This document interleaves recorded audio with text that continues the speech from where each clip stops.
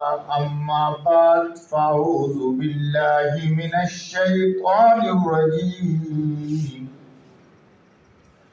بسم الله الرحمن الرحيم فاطمة بضعة مني أو كما قال عليه الصلاة والسلام یا رب صلی وسلم دائما ابدا على حبیبک خیر الخلق كلهم وهو الحبیب الذي ترجى شفاعته لكل حول من الأحوال مقتحم. درود پاک. اللهم صل على محمد وعلى آل محمد كما صليت على إبراهيم وعلى آل إبراهيم إنك حميد مجيد. اللهم بارك على محمد وعلى آل محمد كما باركت على إبراهيم وعلى آل إبراهيم إنك حميد مجيد. گرامی قدر سامعین کرام، محرم الحرام کے اہم موضوعات میں جگر گوشہ رسول، خاتون جنت حضرت فاطمہ الزہرا رضی اللہ عنہا کی شادی بھی ہے، جو بڑا اہم موضوع ہے جس پر انشاءاللہ آج ہم بات کریں گے. گرامی قدر سامعین کرام، چونکہ آپ کی شادی کی تقریب نکاح محرم الحرام میں ہوئی، اس لیے آپ حضرات کے سامنے سرکار دو عالم صلی اللہ علیہ وآلہ وسلم کی لخت جگر کی شادی کا تذکرہ، جو تاریخ اسلام میں اپنی سادگی اور وقار کے لحاظ سے ایک نادر پہلو ہے اور امت کے لیے ایک عظیم نمونہ ہے اور باعث تقلید عمل ہے. بہت ساری چیزیں ہیں اس موضوع کے اندر جس کا آج ہمارا معاشرہ افراط و تفرید کا شکار ہے، مسائل کا شکار ہے. اگر ہم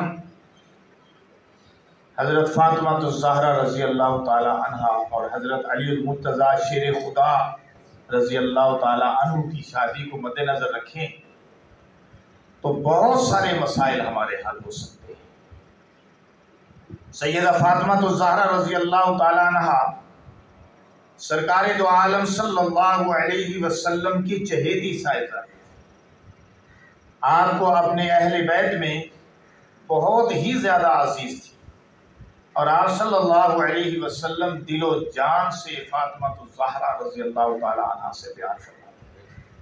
بہت پیار تھا حضرت فاطمہ سے حضور علیہ السلام، حتیٰ کہ آپ کبھی تشریف لاتی حضور علیہ السلام کی بارگاہ میں تو میرے اور آپ کے نبی امام الانبیاء صلی اللہ علیہ وسلم اٹھ کر کھڑے ہوتے تھے. اور جب شہزادگان موجود ہوتے تھے حسن و حسین، رسول اللہ صلی اللہ علیہ وسلم باقاعدگی سے حضرت فاطمہ الزہرا کے گھر تشریف لے جاتے ہیں. بہت ساری باتیں ہیں، بہت سارے فضائل ہیں، بہت سارے پیار اور محبت کی انداز ہیں میرے اور آپ کے نبی امام الانبیاء صلی اللہ علیہ وسلم کے. بہرحال ہمارا موضوع وہ نہیں ہے، ہم اس طرف نکل جائیں گے. ہم نے آج جس موضوع کا انتخاب کیا ہے میں نے آپ کو پہلے بتا دیا، وہ سیدۃ الزہرا خاتون جنت فاطمہ رضی اللہ تعالی عنہا کی شادی کا تذکرہ ہے. قدرتی طور پر گرامی قدر سامعین، باپ کو بیٹوں کی نسبت بیٹیوں سے زیادہ پیار ہوتا ہے اور ماں کو بیٹوں سے زیادہ پیار ہوتا ہے. سرکار تو عالم صلی اللہ علیہ وسلم کو بھی اپنی بیٹی سے بڑا پیار تھا، اور صرف فاطمہ تو زہرا سے نہیں، فاطمہ تو زہرا سے جو پیار تھا وہ تو بہت ہی زیادہ تھا، لیکن اس کا یہ مطلب نہیں کہ آپ کو باقی بیٹیوں سے پیار نہیں تھا، آپ کو باقی بیٹیاں بھی بڑی پیاری تھیں۔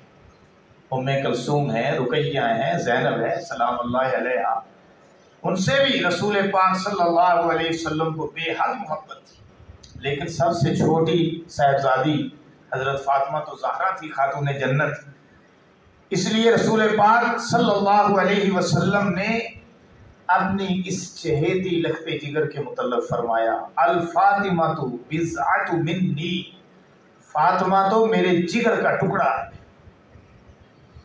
اور علی المرتضیٰ شیر خدا سے جب حضور علیہ السلام نے آپ کا نکاح فرمایا تو آپ نے حضرت فاطمہ سے یوں فرمایا، اے فاطمہ، جس شخصیت کے ساتھ میں تیرا نکاح کر رہا ہوں نا، اس شخصیت کا علم پہاڑوں سے بڑا ہے، اس شخصیت کا علم پہاڑوں سے بڑا ہے۔ اور کیوں نہ کہتے کہ رسول پاک صلی اللہ علیہ وسلم کی زبان اقدس نے یہ بھی تو فرمایا تھا نا کہ میں علم کا شہر ہوں اور اس کا دروازہ علی المرتضیٰ شیر خدا ہے رضی اللہ تعالیٰ۔ ذات گرامی، آپ کو معلوم ہے کہ شادی کے مسئلے میں عام طور پر کئی مراحل سے گزرنا پڑتا ہے، اور خصوصاً 4 مراحل ہیں جن سے آدمی گزرتا ہے۔ نمبر 1 منگنی جسے کہتے ہیں، اور نمبر 2 تقریب نکاح یا شادی، نمبر 3 جہیز، اور نمبر 4 رخصتی۔ ان پہ آج ہم نے بات کرنی۔ پہلے مرحلے میں موضوع رشتہ تلاش کرنے کے لیے خواہ لڑکے والے ہوں یا لڑکی والے ہوں انتہائی کوشش کرتے ہیں کہ اپنی اولاد کے لیے اچھا سے اچھا رشتہ تلاش کریں، بالواسطہ تلاش کرتے ہیں، بلا واسطہ تلاش کرتے ہیں، ڈائریکٹ بات کرتے ہیں۔ سیدہ فاطمہ الزہرا رضی اللہ تعالی عنہا کے رشتہ کے لیے کئی پیغامات ہیں، مگر رسول پاک صلی اللہ علیہ وسلم خاموش رہے۔ ایک دن حضرت ابوبکر صدیق رضی اللہ تعالیٰ عنہ اور حضرت عمر فاروق رضی اللہ تعالیٰ عنہ نے حضرت علی سے بات کی اور کہا، علی تو جا کے رسول پاک صلی اللہ علیہ وسلم سے فاطمہ الزہرا کا ہاتھ مانگ، جا کے فاطمہ الزہرا کے رشتے کی بات کر۔ حضرت علی اور مرتضیٰ شیر خدا نے فرمایا، نہیں، مجھے شرم آتی ہے، مجھے حجاب محسوس ہوتا ہے۔ حالانکہ علی اور مرتضیٰ تو گھر میں ہی حضور کے پلے تھے، لیکن اس کے باوجود اپنے لیے رشتے کی بات کرتے ہوئے بڑے جھجک رہے تھے، شرما رہے تھے۔ حضرت ابوبکر صدیق نے فرمایا، نہیں، تمہیں بات کرنی ہے۔ حضرت عمر نے تائید فرمائی، اور پھر ام ایمن نے حوصلہ دیا۔ آخر حضرت علی اور مرتضیٰ شیر خدا رضی اللہ تعالیٰ عنہ بارگاہ نبوی میں حاضر ہو گئے، اور آگر بڑے ادب اور احترام کے ساتھ حضور علیہ السلام کے سامنے بیٹھے۔ حضور علیہ السلام نے سوال کیا، علی جی یا رسول اللہ کیسے آئے ہو؟ یا رسول اللہ صلی اللہ علیہ وسلم، جیسے میں اپنے انداز میں کہوں تو، کیونکہ وہ بھی تو علی تھے نا، جن کو علم بارگاہ نبوت سے عطا ہوا تھا، اور جس کے متعلق خود رسول پاک صلی اللہ علیہ وسلم نے فرمایا کہ اس کا علم تو پہاڑوں سے بڑا ہے، حکمت کا سمندر تھے علی رضی اللہ تعالیٰ۔ لیکن میں اپنے انداز سے کہتا ہوں، علی کیسے آئے ہو؟ یا رسول اللہ صلی اللہ علیہ وسلم، میں ایک اہم کام سے آیا ہوں، لیکن مجھے حجاب محسوس ہو رہا ہے کہ میں بات کیسے کروں۔ حضور علیہ السلام نے فرمایا، نہیں، جھجکنے کی ضرورت نہیں ہے، بات کرو، تمہاری بات سنی جائے گی۔ علی المرتضیٰ شیر خدا نے اپنی جرأت کو، طاقت کو اکٹھا کر کے رسول اللہ صلی اللہ علیہ وسلم کے سامنے دعوت پھیلایا۔ یوں کہوں تو بے جانا ہوگا کہ دستے سوال دراز کیا، دستے سوال دراز کیا۔ یا رسول اللہ صلی اللہ علیہ وسلم، میں فاطمہ الزہرا رضی اللہ تعالی عنہا کے متعلق بات کرنے کے لیے آیا۔ حضور علیہ السلام سمجھ گئے، اور جو ہی حضرت علی رضی اللہ تعالیٰ عنہ نے نکاح کا پیغام دیا، جو ہی یہ بات کی، رسول اللہ صلی اللہ علیہ وسلم نے فرمایا، اہلاً و سہلاً۔ اس کا مطلب تھا کہ حضور علیہ الصلوۃ والسلام نے علی کا نکاح کا خطبہ قبول فرمایا، نکاح کا پیغام قبول فرمایا۔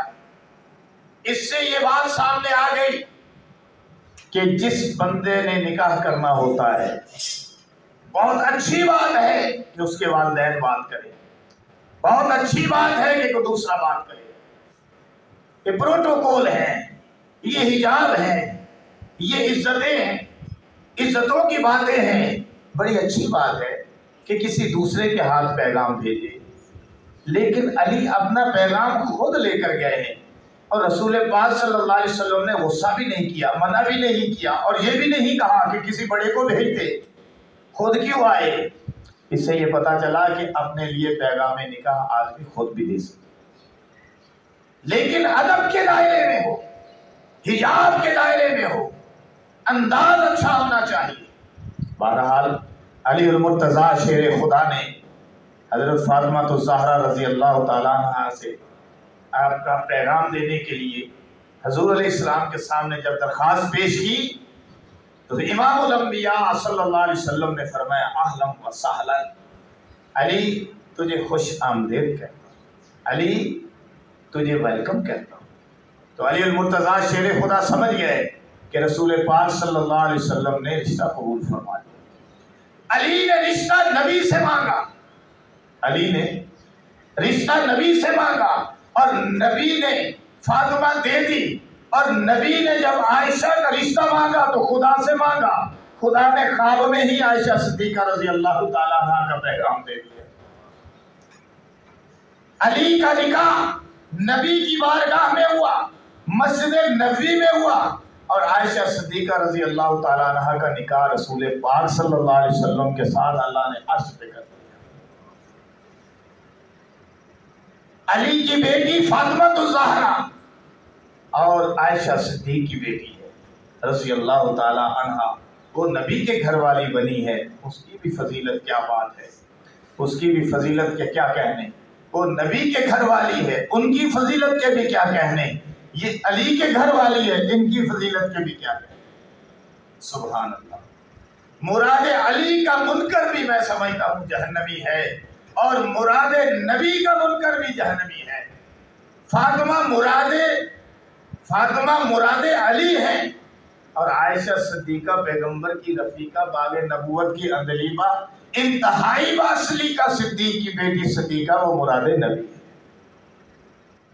حضرت علی المرتضیٰ شیر خدا رضی اللہ تعالیٰ عنہ کی درخواست قبولیت کے بعد شادی کے مسئلے کا پہلا مرحلہ جو تھا وہ طے ہو گیا، یہ منگنی ہو گئی جسے ہم منگنی کہتے ہیں، لیکن اس منگنی میں کوئی روپیہ نہیں رکھا گیا، اس منگنی پہ کوئی مہندی نہیں لگائی گئی، اس منگنی پہ کوئی گانے نہیں گائے گئے، اس منگنی پہ دھوم دھڑکا نہیں کیا گیا، اس منگنی پہ جو ہے شور شرابہ نہیں ہوا، انتہائی پروقار پرسکون تقریب ہے۔ علی آ کے رشتہ مانگتے ہیں، نبی رشتہ عطا کر دیتے ہیں، اہلاً و سہلاً سے جواب عطا فرماتے ہیں کہ وہ سبحان اللہ۔